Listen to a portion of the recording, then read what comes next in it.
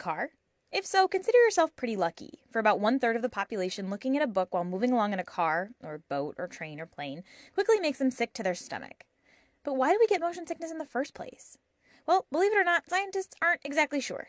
The most common theory has to do with mismatched sensory signals. When you travel in a car, your body's getting two very different messages. Your eyes are seeing the inside of the vehicle, which doesn't seem to be moving. Meanwhile, your ear is actually telling your brain that you're accelerating. Wait, your ear?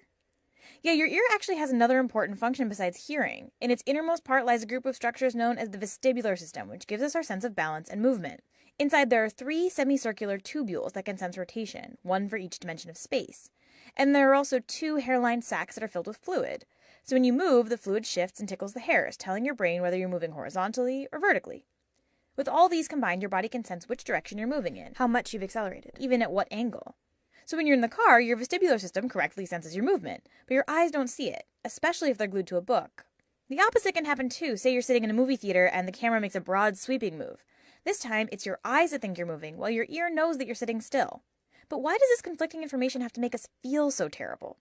Scientists aren't sure about that either, but they think that there's an evolutionary explanation. You see, both fast-moving vehicles and video recordings have only existed in the last couple of centuries, barely a blink in evolutionary time. For most of our history, there just wasn't that much that could cause this kind of sensory mix-up. Except for poisons.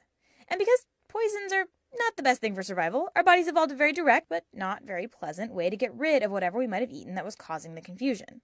This theory seems pretty reasonable, but it leaves a lot of things unexplained, like why women are more affected by motion sickness than men, or why passengers get more nauseous than drivers. Another theory suggests that the cause may have more to do with the way some unfamiliar situations make it harder to maintain our natural body posture. Studies have shown that being immersed in water or just changing your stance can greatly reduce the effects of motion sickness. But again, we don't really know what's going on. We all do know some of the more common remedies for car queasiness, looking at the horizon, chewing gum, taking over-the-counter pills, but none of these are totally reliable, nor can they handle really intense motion sickness.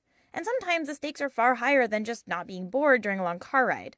At NASA, where astronauts are hurtled into space at 17,000 miles per hour, motion sickness is a serious problem.